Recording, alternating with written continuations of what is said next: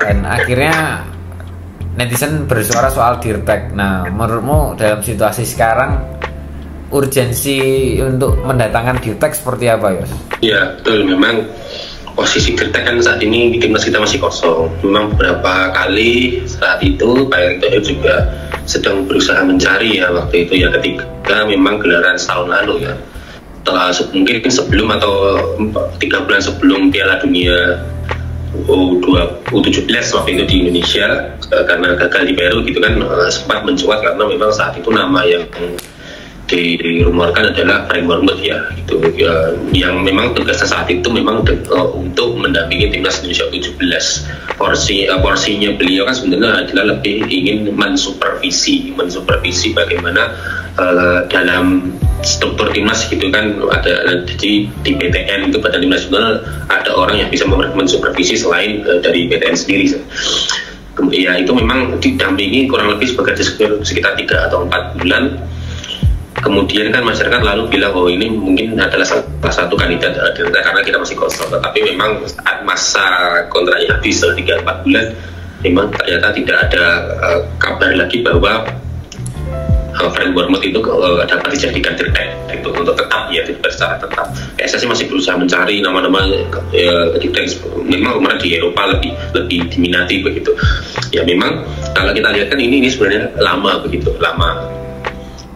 adalah salah satu ya itulah bagian dari pengembangan grassroots kita yang memang belum final. Jadi tidak hanya dari kompetisi yang kita buat sedemikian rupa, tetapi memang secara struktural di kepengurusan itu juga perlu namanya revolusi. Ini kan masih belum final, jadi prosesnya memang masih bertahap.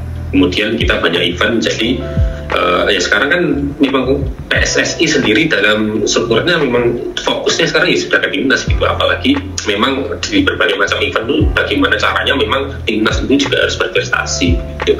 Kemudian makanya jor-joran sekali Arya Sinulinga, EXO juga kan bilang kita ini kan istilahnya kenapa STY itu selalu dimanja ya dalam tanda kutip, karena memang ya pastinya kan ingin memberikan hasil yang terbaik gitu. Kalau federasi sudah dan pemerintah bahkan sudah mensupport sedemikian rupa, itu harapannya adalah pelatih juga bisa membuat atau menghasilkan prestasi lebih baik lagi ke timnas. Itu kan yang ingin sebenarnya dirasakan. Makanya kita kalau melihat bahwa mengenai federasi juga akan dibantu pemerintahan ya dalam pengembangan sepak bola ini kan selalu didukung dengan sangat luar biasa. Bahkan tidak lupa bahkan ada namanya political will itu nanti ujungnya dari political action. Jadi makanya sangat mudah gitu kita berbicara di sepak bola sekarang itu, terutama timnas senior bahkan sangat mudah. Nah ini kan artinya ya fokusnya sekarang sudah ke timnas begitu. Tapi kalau kita lihat dalam momen-momen AFF ini ya muncul lagi bahwa seringkali hal-hal yang tidak terlihat tadi muncul lagi ya, karena kita lihat bahwa memang perjalanan timnas kita ini tidak terlalu baik gitu. Ini kan sebenarnya ya antara banyak drama polemik juga netizennya mungkin juga belum mengetahui kabar secara utuh gitu ya, bahwa memang kalau ini sebenarnya ya STI agak kasihan juga kalau dilihat ya. Jadi dia bekerja sedemikian rupa pun kalau kalah pun atau menoreh hasil minor gitu dia langsung sedikit-sedikit ada gangguan gini, sedikit-sedikit ada tiba-tiba ada ya hal lah yang membuat dia mungkin tidak ingin perpanjang atau tidak ingin atau diputus kontrak atau apa, kan pasti ada gitu. Padahal ya sebenarnya ini kan usaha untuk mengembangkan pemain. Memang betul sudah difasilitasi dan dimanja sedemikian rupa, ya tinggal sekarang pelatihnya harus memberikan hasil gitu. Ini yang tidak didapat STI oleh pelatih-pelatih sebelumnya. Jadi memang harapannya kan ke depannya memang sebenarnya AFF ini ya mau dibilang tricky turnamen kocak, turnamen abal-abal ya dibilang ya begitulah, tapi kan targetnya utama adalah selain regenerasi tadi ya tujuan utama kalau di senior tadi Piala Dunia gitu. Memang kemarin pernyataan Pak ET kan sudah sangat tegas ketika melihat bahwa kita tidak harus masuk di minimal peringkat 4 di 3-4 untuk bisa playoff lagi.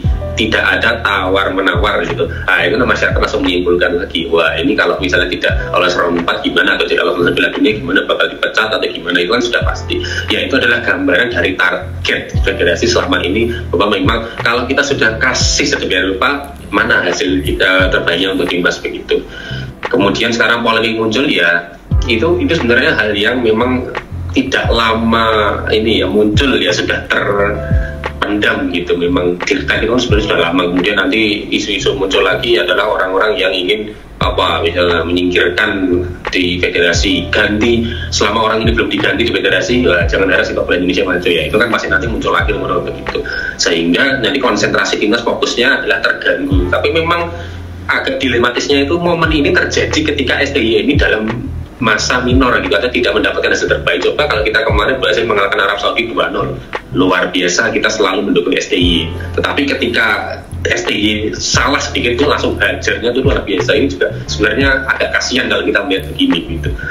Ya itu beda pendapat itu tidak masalah bagi kita, seluruh orang boleh mengeluarkan pendapat, tetapi fokus kepentingan timnas adalah nomor satu. Kalau kita mengkritik itu bukan berarti kita anti terhadap kinerja atau progresi dari kepemimpinan, tetapi kita ingin memberikan bahwa karena ya kita kan punya insight sepak bola, kita tuh punya beberapa pandangan yang harus dibicarakan atau di sharing istilahnya untuk dapat diketahui oleh berbagai banyak orang bahwa ini loh, kita ini benar-benar membangun sepak bola itu tidak hanya di timnasnya tetapi bisa dari seluruhnya itu membangun. Jadi revolusi itu kalau namanya revolusi kan berbeda dengan rotasi ya, berbeda dengan reformasi. Reform itu adalah kita kembali, subjeknya adalah di objek reform. Tetapi kalau revolusi kita total, revolusi artinya adalah tidak hanya objeknya tetapi subjeknya, bahkan seperti hal-hal titik fokus yang selama ini kita masih kurang itu ditingkatkan. Inilah bedanya adalah memang reformasi dengan revolusi.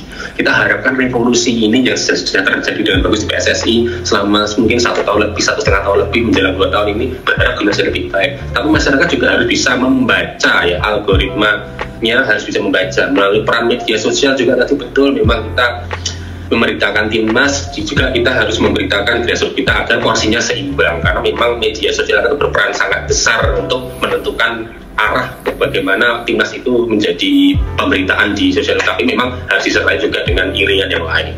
Kalau orang-orang yang mempermasalahkan permasalahan media terlalu begini, media yang ini, ya itu hak mereka untuk berpendapat. Tetapi fokus kita sekarang adalah ya, kita mengkritik ini kan, ini tujuannya begini, ini berbicara sepak bola, punya insight sepak bola, dan berbicara supaya ke depannya timnas itu dapat menghasilkan revolusi yang lebih baik, bukan hanya sekitar reformasi di struktural federasi, tetapi revolusi semuanya, dari mental pemain, para pemain grassroots, bahkan finansial, bahkan secara kompetisi, secara pemain, secara teknik dasar, mungkin secara entertain, secara bidang komersil, itu semuanya direvolusi menjadi satu paduan yang bagus untuk kemajuan sepak bola Indonesia. Jadi harapannya memang betul-betul mulai menjelang 2025 ini kita tetap selalu optimis bahwa Indonesia bersama timnasnya, bersama pemerintahnya sudah disupport ini dapat berkembang dengan lebih baik untuk menghasilkan adalah revolusi PSSI yang boleh dibilang ini hampir sama seperti revolusinya Malaysia FAM ya gitu. Tapi kita berharap kita sama-sama membangun di kawasan ASEAN ini untuk menjadi lebih baik agar kita ke depannya bisa bersaing dengan negara-negara yang memiliki kompetisi level lebih tinggi dan lebih tentunya levelnya lebih sulit lagi begitu. Oh, itulah urgensi Dirtek ini. Aku hanya menakutkan takut kalau muncul Dirtek tiba-tiba ya di tengah. Ya tadi kamu bisa bilang padatnya agenda kita di AFF juga ada, kualifikasi kita masih, dan mungkin ke depan ada beberapa persiapan SEA Games, mungkin ada beberapa nanti mungkin menuju Piala Asia 2027 dan segala macam. Nanti takutnya memang bisa merusak tatanan yang selama ini sudah cukup pakem lah tanpa Dirtek pun ya kan. Mungkin aku nggak tahu di belakang layar apakah Indra Safri masih ada menjabat posisi Dirtek atau enggak, walaupun kalau nggak salah ada berita Indra Safri sudah nggak di posisi Dirtek, dia memang fokus di tim U20. Aku nggak tahu tapi apakah menjalankan posisi itu. Kami kalau dilihat di beberapa video sebelumnya kamu juga bilang yes bahwa U17, U20 senior, U23 dan senior lah bisa bilang menggunakan taktik yang sama, pola yang sama, dan itu terus dilakukan Sintayong di tim U22 di Piala AFF ini. Jadi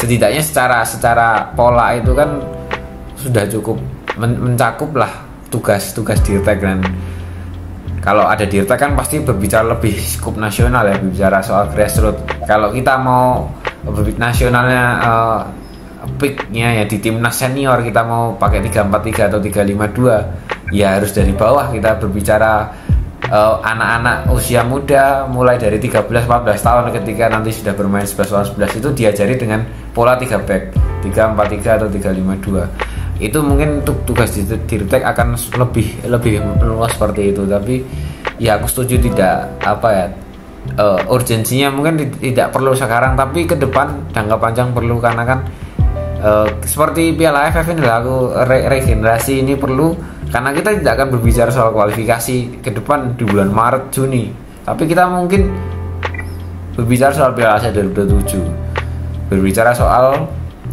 kualifikasi Piala Dunia 2030, berbicara soal Piala Asia 2031 yang kita mau bidding tuan rumah juga. Dan kemungkinan besar kalau kita terpilih, kita kan langsung lolos dan akan menjadi tuan rumah. Dan kita harus menyiapkan pemain-pemain yang ada di usia matang di 2031 itu. Dan mungkin pemain-pemain yang bisa kan adalah pemain-pemain tim U22 sekarang. Soal aku ya tadi kau juga singgung bahwa ya PSSI memberikan segalanya lah untuk Erick Thohir, pemain diaspora semua yang diminta diminta Sintayong sejak awal ya. Siapa itu 4 pemain ya, Kevin Dix waktu itu, Kevin Dix, Max Hilgers, Sandy Walsh, sama siapa ya, aku lupa. Pokoknya awal 4 Jordi Amat atau siapa ya, aku lupa. Awal datang tim Sintayong datang ke Indonesia kan minta pemain-pemain itu dan penuhi semua dan bisa. Dan terakhir oleh Romeni itu pun sedang proses, dan memang nggak ada salahnya memang federasi menuntut, tapi juga federasi juga harus tahu bahwa apa yang harus dicapai. Utamanya lah, dan kita juga sudah sepakat utamanya adalah kualifikasi. Dan ya aku bilang Piala AFF ini ya kalaupun juara ya bonus, kalau enggak ya udah gitu kan. Ini turnamen yang akan diselenggarakan 2 tahun lagi juga masih ada, 2 tahun kemudian masih ada, jadi nggak perlu berpusing-pusing lah aku kalau kalah kan. Semoga apapun yang terbaik untuk timnas Indonesia lah.